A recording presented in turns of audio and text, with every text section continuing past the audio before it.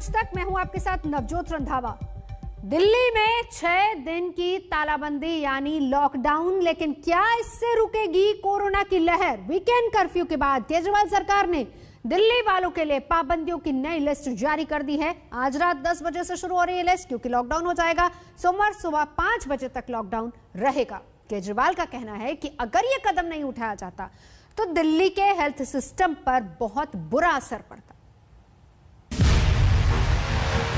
आज सभी परिस्थितियों का जायजा लेने के बाद आपकी सरकार को ये लगता है कि दिल्ली में कुछ दिन के लिए लॉकडाउन लगाना जरूरी है, तो आज रात को 10 बजे से अगले सोमवार को सुबह 5 बजे तक 6 दिन के लिए दिल्ली में लॉकडाउन लगाया जा रहा है। जिसकी अटकलें पिछले कई दिनों से चल रही थी, आखिरकार दिल्ली सरकार ने आज उस पर मुहर लगा दी। आज रात 10 बजे से सोमवार सुबह 5 बजे तक के लिए लॉकडाउन हो जाएगी दिल्ली। इस दौरान सिर्फ जीवन रक्षक, जरूरी सेवा और आपात सेवा को ही काम करने की इजाजत होगी। जाहिर है कि जो एसेंशियल सर्विसेज हैं वो जारी रहेंगी, खाने पीने की, मेडिकल व्यवस्थाओं की वो जारी रहेंगी। ये शादियों का सीज़न है, लोगों के बड़े मुश्किल से रिश्ते बनते हैं, हम उनके रिश्ते तोड़ना नहीं चाहते, तो लोगों की शादियां संपन्न हों, लेकिन केवल 50 लोगों के गैदरिंग के साथ संपन्न हो, उसके लिए अलग से पास दिए जाएंगे। अभी पिछले हफ्ते ही केजरीवाल सरकार ने वीकेंड कोरोना कर्फ्यू का ऐलान किया था। शुक्रवार रात 10 बजे शुरू हुआ वीकेंड कोरोना कर्फ्यू आज सुबह 5 बजे खत्म हुआ था, और वीकेंड कर्फ्यू खत्म होने के 7 घंटे बाद ही केजरीवाल ने मिनी लॉकडाउन का फैसला सुना दिया। इससे पहले उपराज्यपाल के साथ दिल्ली के हालात पर केजरीवाल ने मंत्रणा की। हमेशा ये मानना है कि अगर किसी भी शहर या राज्य की स्वास्थ्य व्यवस्था अपनी सीमा तक पहुंच जाए तो लॉकडाउन लगाना जरूरी हो जाता है, ताकि पेशेंट्स का नंबर कम हो जाए, ताकि हेल्थ सिस्टम को और दुरुस्त किया जा सके। दरअसल लॉकडाउन लगाने के पीछे केजरीवाल की बड़ी मजबूरी दिल्ली में कोरोना संक्रमण की बढ़ती रफ्तार है। दिल्ली उन प्रदेशों में शुमार है जहां कोविड-19 महामारी का सबसे भयावह रूप देखा जा रहा है। 24 घंटे में यहां कोरोना के 25,462 नए केस सामने आए हैं, जबकि 161 लोगों की मौत हो गई है। दिल्ली में संक्रमण की दर 29.64% पर पहुंच गई है। पिछले 3 दिनों के आंकड़े देखें तो 16 अप्रैल को दिल्ली में कोरोना के 19,486 नए केस सामने आए थे, जबकि 141 लोगों की मौत हो गई थी। 17 अप्रैल को 24,375 नए केस सामने आए थे और 167 लोगों की मौत हो गई थी। मेरी अब सब लोगों से गुजारिश है कि लॉकडाउन का पूरी तरह से पालन करें, घर से बाहर इस दौरान ना निकलें। पहले भी हमने कई कठिन निर्णय लिए और आपने मेरा पूरा साथ दिया। मुझे पूरी उम्मीद है आज भी आप मेरा साथ देंगे। हम मिलके इसका मुकाबला करेंगे और जरूर जीतेंगे। अब तक केजरीवाल लॉकडाउन के पक्षधर नहीं थे, लेकिन लगता है दिल्ली में कोरोना के बढ़ते मरीजों को देखते हुए कोई और विकल्प बचा ही नहीं था। दिल्ली से पंकज जैन और आशुतोष मिश्रा के साथ आज तक ब्यूरो। तो इस वक्त हमारे साथ तमाम खास मेहमान जुड़ चुके हैं। बड़ा सवाल यही रहेगा कि लॉकडाउन के बाद क्या ये चेन टूटेगी। डॉक्टर रोमिल शिकू हमारे साथ हैं, director internal medicine max health care के हैं। डॉक्टर मनोज कुमार हैं हमारे साथ हैं, director health care lab max अस्पताल पड़पड़गंज से। डॉक्टर राहुल भार्गव हमारे साथ है, डायरेक्टर हैं हेमेटोलॉजिस्ट और स्टेम सेल ट्रांसप्लांट के फोर्टिस गुड़गांव से। और डॉक्टर आशीष जायसवाल हमारे साथ हैं, पल्मोनोलॉजिस्ट हैं। डॉक्टर कुशलकांत मिश्रा भी हमारे साथ इस वक्त जुड़ चुके हैं। लेकिन सबसे पहला सवाल डॉक्टर साहब मैं आपके पास आना चाहूंगी। डॉक्टर मनोज, लॉकडाउन और मकसद ये कि चेन टूटे, लेकिन जो तस्वीरें सामने आ रही है और जिसको हम कहें कि 2 दिन की पाबंदी थी, क्या उसके बाद लगता है, पहली बात तो ये जरूरी, दूसरा जब अरविंद केजरीवाल ये कहते हैं कि ये जरूरी इसलिए भी है क्योंकि हमें हेल्थ सिस्टम को और दुरुस्त करना है।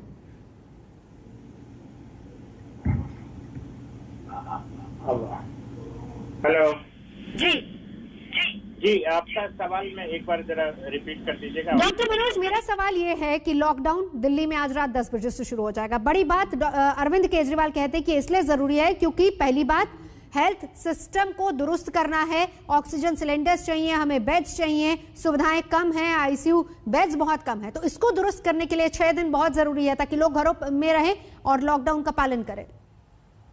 इस पे तो मैं ये कहूंगा कि पिछले 1 साल से हमने अपना सिस्टम दुरुस्त नहीं किया, और जैसे ही हल्का सा एक नंबर्स में कमी आई, सब लोगों ने ये मान लिया कि कोरोना चला गया है। तो ये जो 6 दिन मिलेगा निश्चित तौर पे थोड़ा सा चेन ऑफ जो ट्रांसमिशन है उसको ब्रेक करेगा, बट आप 6 दिन में जो तैयारी कर पाएंगे, कितनी कर पाएंगे, ये थोड़ा शंका का विषय है, क्योंकि मुझे लगता है कि 14 महीने से कोविड चल रहा है। आज ऐसी हालत है कि आप रोज करीब करीब आप देख रहे हैं कि हर अस्पताल से एक खबर आ रही है कि ऑक्सीजन की शॉर्टेज हो रही है। तमाम कोशिशों के बाद आपको पता होगा कि करीब 7,000 मैट्रिक टन हमारी क्षमता है मेडिकल ऑक्सीजन, उसका 54% यूज होता है। इंडस्ट्री से भी उसको चैनलाइज किया गया कि मेडिकल ऑक्सीजन में आ जाए, बट स्टिल बहुत जगह से ये रिपोर्ट आ रही है कि बहुत सारे अस्पताल में ऑक्सीजन की कमी है। दिल्ली में जिस तरह से 25,000 केस हो रहे हैं और रिकवरी रेट कम है, पॉजिटिविटी रेट दिनों दिन बढ़ते जा रही है 30%, मुझे लगता है कि 6 दिन बहुत ही कम होंगे इस तमाम तैयारियों को बहुत बढ़ाने में। बट निश्चित तौर पे थोड़ा जो चेन जो है ट्रांसमिशन का वो ब्रेक होगा, तो नंबर ऑफ केसेस कम होंगे, तो हो सकता है कि जो हाहाकार हॉस्पिटल में बेड्स, आईसीयू बेड्स के लिए बना हुआ है वो थोड़ा कम हो जाए। बिल्कुल। डॉक्टर आशीष, आपके पास आना चाहूंगी। बड़ी बात यहाँ पर उस चेन को तोड़ना है, लेकिन 6 दिन जैसे कि डॉक्टर मनोज भी बता रहे थे कि उतने काफी नहीं होंगे, लेकिन बड़ी बात यहाँ पर सबसे ज्यादा जो कमी देखी जा रही है वो ऑक्सीजन की देखी जा रही है। ऑक्सीजन की कमी सबसे ज्यादा महसूस हो रही है, क्योंकि क्या हो गया कि जो भी पेशेंट सिक होता है अल्टीमेटली लंग्स इन्वॉल्व होते हैं, और लंग्स में सबसे ज्यादा इंपॉर्टेंट ऑक्सीजन की आ जाती है। इनफैक्ट हम कुछ स्ट्रैटेजी से इसको इम्प्रूव भी कर सकते हैं, पर जब एक बार अपनी जब ऑक्सीजन की रिक्वायरमेंट बढ़ने लग जाती है तो it's very difficult to complete. एक इंपॉर्टेंट बात इसमें हमको समझना पड़ेगा कि हमको अब एक हाइपर लोकलाइज स्ट्रैटेजी फॉलो करनी पड़ेगी। एक तरीके का ब्लैंकेट लॉकडाउन पे करना पड़ेगा, जो कि कंटेनमेंट बेस्ड जोन लॉकडाउन हो। एक तरीके से पूरा लॉकडाउन कोई सोल्यूशन नहीं ना, क्योंकि हमारी इंडिविजुअल रिस्पॉन्सिबिलिटी है। No doubt chain of transmission को हमें तोड़ना है, पर हमें जो इकोनॉमिक एक्टिविटीज है ऐसा उनको भी स्लो डाउन ना हो, बिकॉज ये इम्पैक्ट 6-8 महीने तक रह जाता है। यानी हमें एक बीच का रास्ता निकालना पड़ेगा, जिसमें ब्लैंकेट जैसा कुछ करना पड़ेगा, हाइपर लोकलाइज जैसा करना पड़ेगा, और जाके हम लोग काम कर सके। एक और इम्पोर्टेंट पॉइंट ये हम लोग को अभी समझना पड़ेगा, तो ये वेव, ये सेकेंड वेव जो ड्रिवन हो रही है, इसके अंदर म्यूटेशन बहुत कॉमन हो रहे हैं, और ये म्यूटेशन जो हमारे वाइल्ड वायरस है, ये कोई बाहर से वायरस नहीं आए, जो हमारे वाइल्ड वायरस है वही म्यूटेट होके इस चीज को ड्रिवन कर रहे हैं। इसके लिए हमें जिनोमिक स्टडी बहुत ज्यादा करनी पड़ेगी, जिसके लिए भी हमें अब बहुत टाइम चाहिए, क्योंकि फटाफट ये काम हमें सब करना है। जो वैक्सीन रोल आउट है उसको भी फटाफट हमें सब काम करना है। एंड जो इंपॉर्टेंट पॉइंट तो वही है कि चेन ऑफ ट्रांसमिशन को कम करना है। जो नीड है अपनी इस समय जो हेल्थ केयर को स्ट्रेंथन करने की जो नीड है उसको भी फटाफट बढ़ाना है। तो लॉकडाउन हाँ जरूरत है, करना पड़ेगा, बट ये शुड भी एक localise strategy, hyper localise strategy के जरिए करना पड़ेगा। बिल्कुल। डॉक्टर कुशल, कुछ और अगर आप ऐड ऑन करना चाहें। देखिए 6 दिन, पहली बात तो क्या काफी होंगे, दूसरी बात जिस तरीके से केंद्र से मदद की भी बात हो रही है, और उसमें क्या अस्पतालों में पूरी तरह से, चाहे वो बेड्स हों या फिर हम कहें कि एक्स्ट्रा बेड्स या फिर एक्स्ट्रा बेड वाले अस्पताल बनाने की बात हो या दूसरी फैसिलिटीज की बात हो, और वो भी ऐसे में जब ये सिर्फ दिल्ली सेंट्रिक होगा, और इसमें एनसीआर को हम नहीं भूले जो बड़ा हिस्सा जहां पर सारी गतिविधियां चलती रहेंगी। देखिए मुझे लगता है कि जिस तरीके से डिमांड एंड सप्लाई की प्रॉब्लम हुई है, ये डिमांड एंड सप्लाई की प्रॉब्लम इस वजह से ज्यादा हुई क्योंकि डिमांड बहुत ज्यादा बढ़ गई और सप्लाई लिमिटेड थी। हमें इस बात को ध्यान में रखना पड़ेगा कि अमेरिका, फ्रांस, यूके, ब्राजील, सबकी हेल्थ सर्विसेज जो इंडिया से बहुत बेहतर थी वो कोलैप्स कर गई। तो हम ये बिल्कुल दोष नहीं दे सकते कि सारी गलती सरकार की ही है। और दिल्ली का इंफ्रास्ट्रक्चर हेल्थ को देखें तो बॉम्बे के बाद सबसे डेवलप्ड इंफ्रास्ट्रक्चर दिल्ली का आता है। उसके बाद भी अगर ये कोलैप्स किया है तो इसका मतलब यह है कि डिमांड बहुत बढ़ गई है। इसी का नाम पैंडेमिक है। और मैं ये कहना चाहूंगा कि ये जो लॉकडाउन चल रहा है, मैं पहले दिन से कह रहा हूं कि कम से कम 10 दिन से 2 हफ्ते का 100% as strong as possible lockdown होना चाहिए, with essential activity allowed, with minimum economic activity allowed। उसके बाद अगर आप सोचते हैं कि अनलॉक पूरा हो जाएगा तो हम फिर वही गलती करेंगे जो हमने की थी। तो मेरा यह मानना है कि 2 हफ्ते तक का मैक्सिमम लॉकडाउन हो, और उसके बाद जैसे अनलॉक 1 हुआ था, अनलॉक 2 हुआ था, वो 10-10 दिन का चलता रहे। इसके बाद 3rd स्टेप पे नाइट कर्फ्यू और वीकेंड लॉकडाउन कंटिन्यू रहे टिल द टाइम कि हमारे हिंदुस्तान का 70% आदमी या तो वैक्सीनेटेड हो जाए या इन्फेक्टेड हो जाए। यही एक तरीका और एकदम साइंटिफिक तरीका है जिससे हम इस डिमांड एंड सप्लाई के मिसमैच को कम कर पाएंगे। ये मान के चलिए कि दुनिया की सारी ऑक्सीजन भी हिंदुस्तान को दे दी जाए, अगर पेंडेमिक पूरे 135 करोड़ में फैल जाएगी तो दुनिया की कोई या विश्व की कोई भी ताकत उसको रोक नहीं सकती। तो यहाँ पे मैनेजमेंट का मोस्ट इंपॉर्टेंट रोल है, एडमिनिस्ट्रेशन का इंपॉर्टेंट रोल है, स्ट्रेटजी बनाने का इंपॉर्टेंट रोल है। मेरा ये मानना है कि अनलॉक धीरे धीरे करना चाहिए। वीकेंड लॉकडाउन, नाइट कर्फ्यू इसलिए नहीं जरूरी कि उससे कुछ फर्क पड़ेगा, उसकी वजह से जो आदमी की साइकोलॉजी है वो चेंज हो जाएगी, लोग सड़कों पे कम घूमेंगे। आप देखिए जब से वीकेंड लॉकडाउन चालू हुआ या ये कहें कि नाइट कर्फ्यू चालू हुआ तो रोड पे लोग कम नजर आने लगे, एक साइकोलॉजिकल वैल्यू होगी। और ये करीब 70% पॉपुलेशन जब इन्वॉल्व हो जाएगी आइदर विद इन्फेक्शन और विद वैक्सीनेशन, तब जाके इस पेंडेमिक को हम रोक पाएंगे। और एक चीज और मैं बड़ा क्लियर बता रहा हूं, आज से 4 से 6 महीने के बाद, 6 महीने के बाद ये मान लीजिए एक वेव और आएगी और 100% आएगी, याद रखिएगा। और वो वेव अगर अभी का इन्फेक्शन बहुत ज्यादा है तो वो वेव पहली वेव के बराबर आएगी, और ये भी पॉसिबिलिटी है कि वो वेव इस वेव से भी बड़ी हो। तो हमें उसकी तैयारी करनी चाहिए, सरकार को उसकी तैयारी करनी चाहिए, बिल्कुल ना कि इस लॉकडाउन से हेल्थ सिस्टम में कोई फर्क नहीं पड़ेगा। ये बड़ा क्लियर बता दूं, इस लॉकडाउन से केवल डिमांड एंड सप्लाई का मैच आएगा जी। लेकिन कौशल, डॉक्टर कौशल, नहीं होगा। बिल्कुल डॉक्टर कौशल, आपने अब सही तरीके से कहना है। चलिए अगर फर्ज कीजिए हम ये मान भी लेते हैं, मेरा डॉक्टर रोमिल आपसे अगला सवाल होगा, यहाँ पर डिमांड एंड सप्लाई की बात वो चीज पूरी होगी। अब इस अगर 4th वेव की बात करें, इसके बाद अगर हम 5th वेव की बात करें कि अगर ऐसा कुछ होता है, लेकिन जिम्मेदारी तो यहाँ पर एक इंडिविजुअल की बनती है। क्योंकि आज भी देखिए जो तस्वीरें हम देख रहे हैं, जिसमें आज लॉकडाउन का ऐलान हुआ कि रात 10 बजे से होगा, तो उसमें लापरवाही सड़कों पर, दुकानों के बाहर, खासतौर पर देखा हमने शराब की दुकानों के बाहर तो लंबी कतार है, जहां पर किसी को इस बात की परवाह नहीं है कि हमारी सेहत के लिए है। वहां पर ना तो सोशल डिस्टेंसिंग, ना ही मास्क, इन तमाम चीजों की जिम्मेदारी भी इंडिविजुअल लोगों को ही समझनी होगी। डॉक्टर रोमिल, देखिए ये जो केसेस बहुत ज्यादा बढ़ गए हैं, इसके बहुत सारे कारण हैं। एक कारण ये है कि म्यूटेंट स्ट्रेन्स हैं जो बहुत ज्यादा इन्फेक्शियस है। एक पेशेंट पहले 5 लोगों को इन्फेक्ट करता था, वो ही इन्फेक्टेड आदमी अब 10 लोगों को इन्फेक्ट कर रहा है। इसके अलावा रीजन जो है वो है लोग जो कॉम्प्लेसेंट हो गए थे, उनको लगा था कि वायरस अब खत्म हो गया, अब कुछ नहीं होगा। पार्टीज हो रही थी, सेलिब्रेशंस हो रही थी, फेस्टिवल्स मनाए जा रहे थे, गैदरिंग्स हो रही थी, social political religious gathering. Doctor Romil, आपकी आवाज ठीक नहीं आ रही है, हम कोशिश करेंगे दोबारा हम आपके पास लौटते हैं, लेकिन उससे पहले डॉक्टर मनोज, अगर मैं आप ही के पास आऊं, इंडिविजुअल रिस्पॉन्सिबिलिटी बहुत जरूरी है। ऐसे में जब डॉक्टर कौशल भी बहुत अच्छी बात बता रहे हैं कि देखिए हम अभी से इस बात के लिए भी प्रिपेयर हों कि 5th वेव भी आएगी कुछ महीनों बाद। जी देखिए, एक तो ये वेव में पैंडेमिक आती है, दूसरा ये पैची पैंडेमिक होता है। हमें पता होना चाहिए कि किसी क्षेत्र में ज्यादा होगा, फिर वो दूसरे क्षेत्र में जाएगा। जैसे हम पिछले कुछ दिनों से देख रहे थे कि महाराष्ट्र वो सिंकिंग, बिल्कुल डूब रहा था, बट हम उस समय तैयारी नहीं कर रहे थे कि हमें लग रहा था कि दिल्ली में केसेस नहीं बढ़ रहे हैं। तो मैं आपको बार बार दर्शकों को ये बताना चाहूंगा कि ये पैची पैंडेमिक है, जो SARS-CoV-2 का पैंडेमिक है, पैची पैंडेमिक है। आज इस एरिया में तो कल दूसरे एरिया में भी जाएगा। तो जहां तक जैसे छोटी छोटी चीजें हैं, जहां सावधानी अगर बरती जाए, अगर जैसे आज लॉकडाउन का अनाउंसमेंट था, उसके पहले अगर गवर्नमेंट ये डिसीजन दे देती कि लीकर शॉप जो है वो 10 बजे बंद हो जाएंगे, उसके बाद अनाउंसमेंट होगा। क्योंकि ये जो भीड़ है, ये जो सुपर स्प्रेडर इवेंट्स बार बार हम क्रिएट करते हैं, मैन मेड है। जैसे शराब की दुकान पे भीड़ लगाना, कुंभ में स्नान में जमा करना, नमाज के समय भीड़ लगाना, मतलब किसी भी तरह की धार्मिक या गैर धार्मिक जो आप कांग्रीगेशन करते हैं, वो एक रीजन बनता है सुपर स्प्रेडर इवेंट का।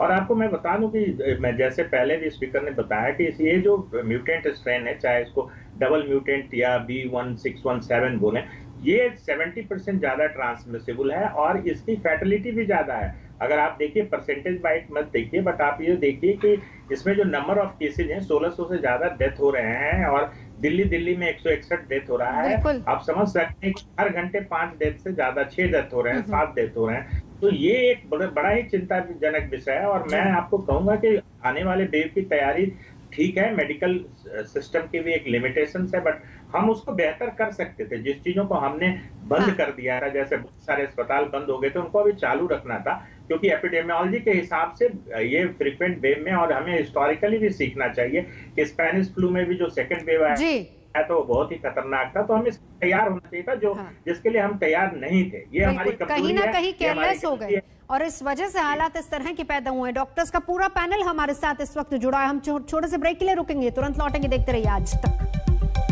दिल्ली लॉक तो कोरोना डाउन, क्या ऐसा हो पाएगा? ये चेन टूटेगी कैसे? डॉक्टर्स का पूरा पैनल हमारे साथ है, हम यही समझने की कोशिश कर रहे हैं, क्योंकि बड़ी बात जो अरविंद केजरीवाल ने कही कि इन 6 दिनों में हम दुरुस्त करेंगे अपने हेल्थ सिस्टम को, अपने मेडिकल सिस्टम को। डॉक्टर रोमिल, मैं आपके पास आना चाहूंगी, क्या चेन टूट पाएगी इस लॉकडाउन से 6 दिन में? देखिए, लॉकडाउन कोई भी सरकार चाहती नहीं है लॉकडाउन करना, बट एक लास्ट ऑप्शन बचा हुआ था सरकार के पास, क्योंकि जिस तेजी से केसेस बढ़ते जा रहे हैं, पूरा हेल्थ केयर सिस्टम बहुत ज्यादा प्रेशर में है और कोलैप्स होने का खतरा है। जैसे पहले डॉक्टर साहब ने बताया, बड़ी कंट्रीज में, यूएस हो, यूके हो, यूरोप की कंट्रीज हो, इटली, फ्रांस, वहां तो पहली वेव में ही हेल्थ केयर सिस्टम कोलैप्स कर गया था। वहां वो डिसाइड कर रहे थे हम किसको एडमिट करें, किसको नहीं करें, किसको वेंटिलेट करें, किसको नहीं। और जैसे जिस तेजी से केसेस बढ़ते जा रहे हैं दिल्ली में, 25,000, 27,000 पिछले 2-3 दिन से, तो बहुत ज्यादा प्रेशर है हेल्थ केयर सिस्टम पे। देखिए, जितने पहले एक इन्फेक्टेड आदमी 5 लोगों को इन्फेक्ट करता था, अभी वो 10 लोगों को कर रहा है।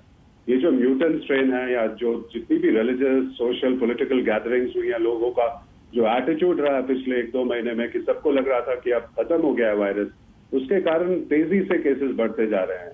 अब आप किसी को इसमें ब्लेम नहीं कर सकते, क्योंकि अगर इतनी तेजी से केसेस बढ़ेंगे तो कोई भी हेल्थ केयर सिस्टम दुनिया में इसे हैंडल नहीं कर पाएगा। और इंडिया का जैसा हेल्थ केयर इंफ्रास्ट्रक्चर है और इकोनॉमिक रिसोर्सेज हैं, इंडिया को तो दिक्कत होनी ही है। बट फिर भी गवर्नमेंट स्टेप्स ले रही है, इंफ्रास्ट्रक्चर बढ़ा रही है, केसेस बढ़ा रही है, बेड्स बढ़ा रही है, आईसीयू बेड्स बढ़ा रही है, टेस्टिंग बढ़ा रही है। दिल्ली में 1 लाख टेस्ट हो रहे हैं दिन के, और दवाइयों की जो कमी है, ऑक्सीजन की जो कमी है, उसका ध्यान रखा जा रहा है। बट इस टाइम पे सबसे इम्पोर्टेंट है कि हम बाहर ना निकले घर से।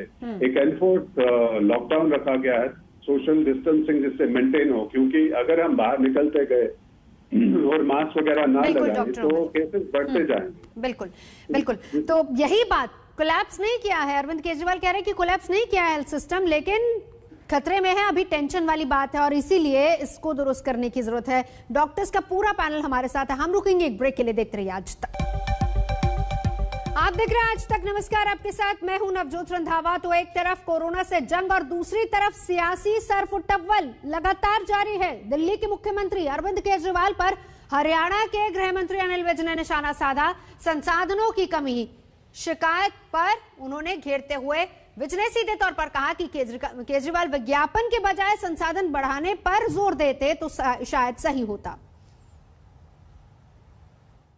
आपकी सरकार को यह लगता है कि दिल्ली में कुछ दिन के लिए लॉकडाउन लगाना ज़रूरी है, तो आज रात को 10 बजे से अगले सोमवार को सुबह 5 बजे तक 6 दिन के लिए दिल्ली में लॉकडाउन लगाया जा रहा है।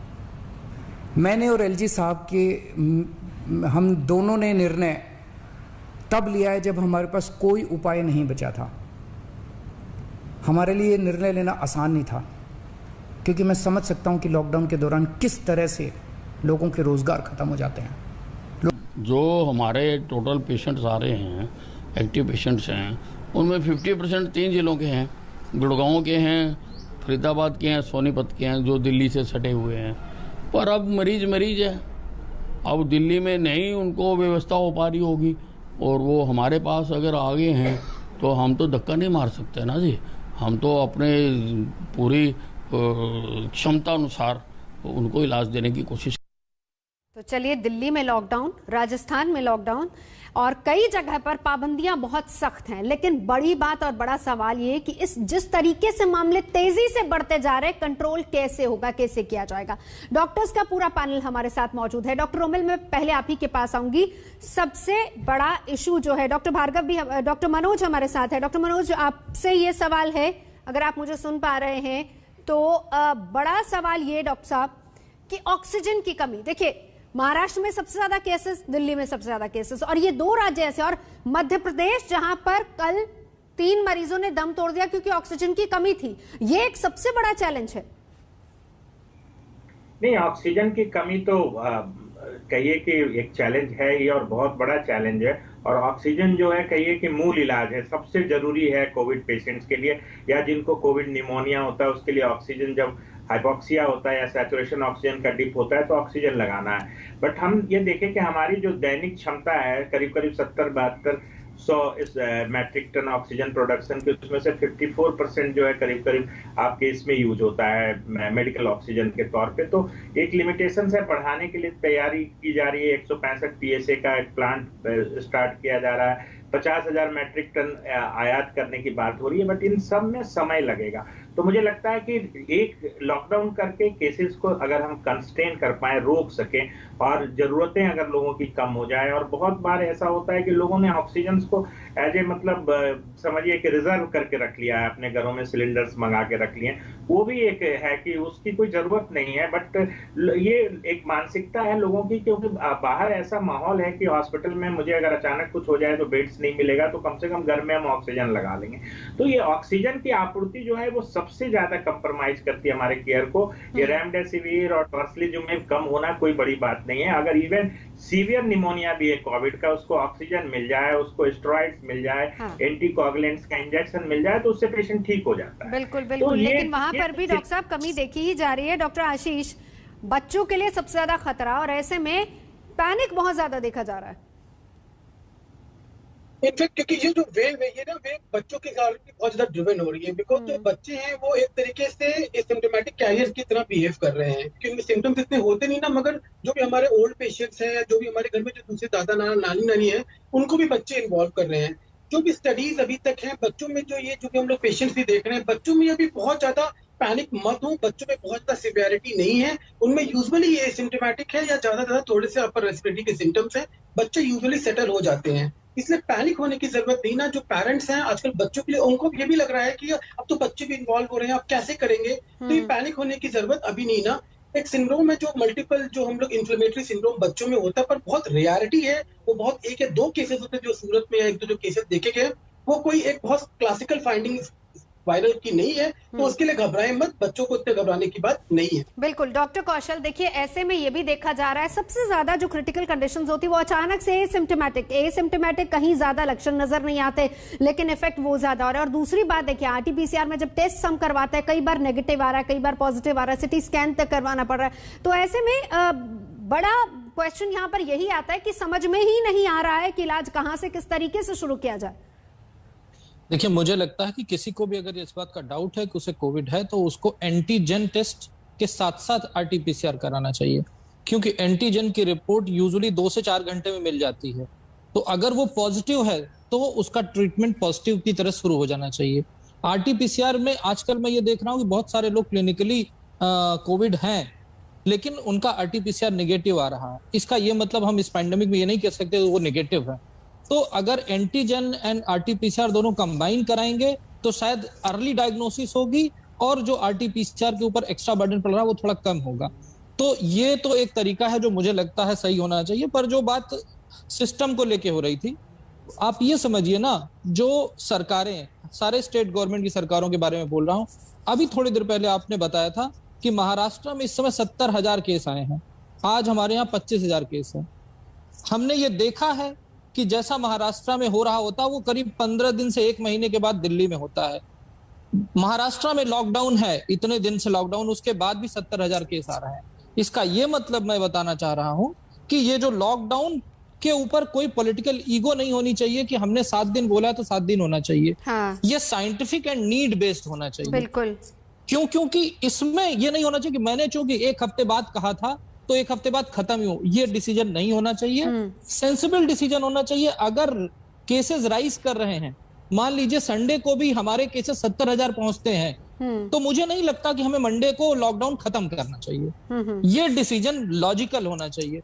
और दूसरी बात, जो ऑक्सीजन और उसकी बात हो रही है, तो मैं ये बताना चाहूंगा कि जो भी बेड स्ट्रेंथ गवर्नमेंट डिसाइड करती है जी, तो किसी भी हॉस्पिटल में जब बेड स्ट्रेंथ होती है तो उसमें ऑक्सीजन उसका इंटीग्रल पार्ट होता है। यानी कि हर बेड पे, आप सरकारी हॉस्पिटल में याद कीजिए, जब हम छोटे थे तो जाते थे, हर बेड में ऑक्सीजन का चैनल आता था। हाँ। यानी कि जो हमारी बेड स्ट्रेंथ है उसमें ऑक्सीजन डिलीवरी का न होना, ये सरकार का फेल्योर है। यानी कि आपने प्रॉपर होमवर्क करके हॉस्पिटल के बेड को क्लियर नहीं किया था। नो डाउट इस पेंडेमिक में ये ऑक्सीजन की क्राइसिस हो सकती है, लेकिन जो हॉस्पिटल के लेवल पे हर बेड पे ऑक्सीजन नहीं है। अभी आप बात कीजिए, हॉस्पिटल में फोन कर कहते हैं जी हमारे पास ऑक्सीजन बेड है या नॉन ऑक्सीजन बेड है या आईसीयू बेड है। ये प्रॉब्लम है, यहाँ पे सिस्टम का फेल्योर है, सिस्टम का फेलियर है। और इसीलिए बार बार ये कहा जा रहा है, खासतौर पर दिल्ली की अगर बात करें तो कह रहे हैं अरविंद केजरीवाल की हम उसको दुरुस्त करेंगे। लेकिन डॉक्टर मनोज, मैं आपके पास आना चाहूंगी।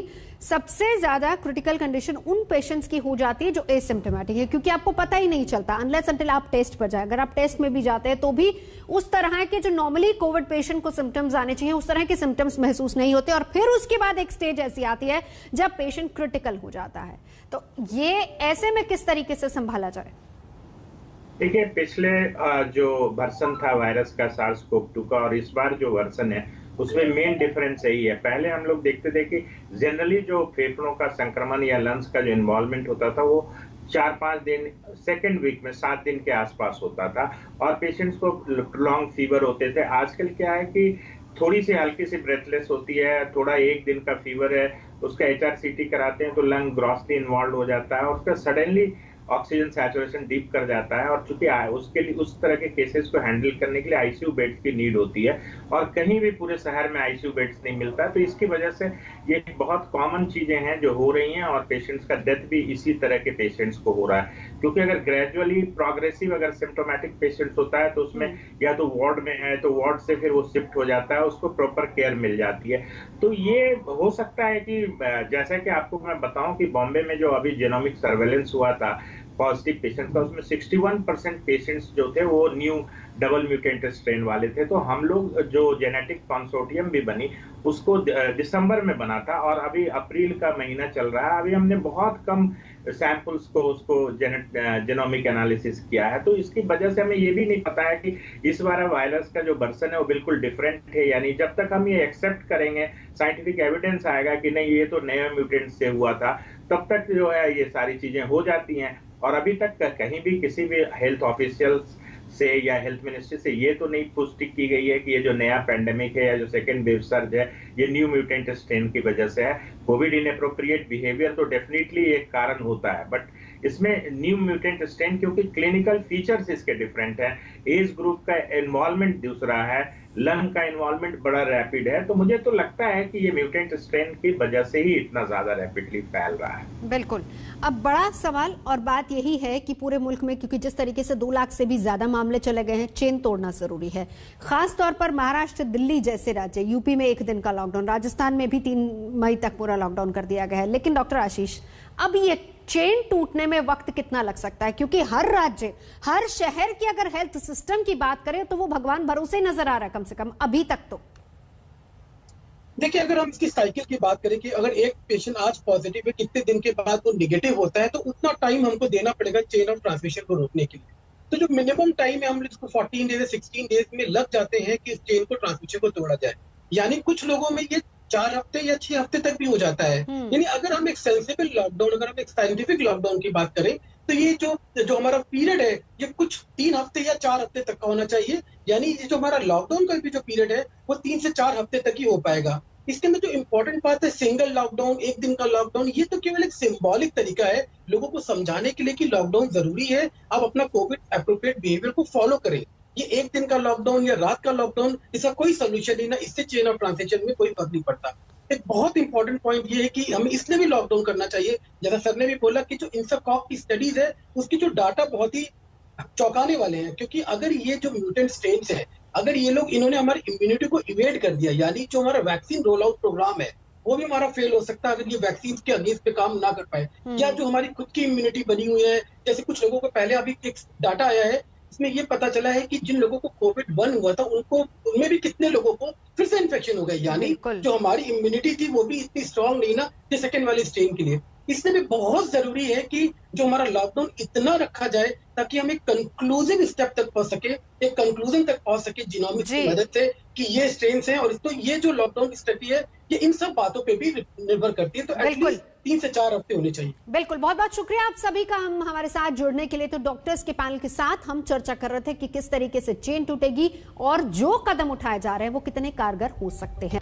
तो एक डॉक्टर्स का बड़ा पैनल, हमने उनसे चर्चा की, जानने की कोशिश की कि किस तरीके से चेन टूटेगी, क्या लॉकडाउन वाकई काम करेगा और कितना वक्त अभी और लग सकता है। हेल्थ सिस्टम को भी दुरुस्त करने की जरूरत है और बड़ी बात, बड़ा चैलेंज कि अभी इंतजार कीजिए अगली वेव के लिए, लेकिन उससे पहले अपना ख्याल रखिए। तमाम वो चीजें जो जरूरी हैं, मास्क और सोशल डिस्टेंसिंग, पूरा ख्याल रखिए। और इसके अलावा पूरा अपडेट शहर दर शहर, राज्य दर राज्य हम आपको देंगे आज तक पर।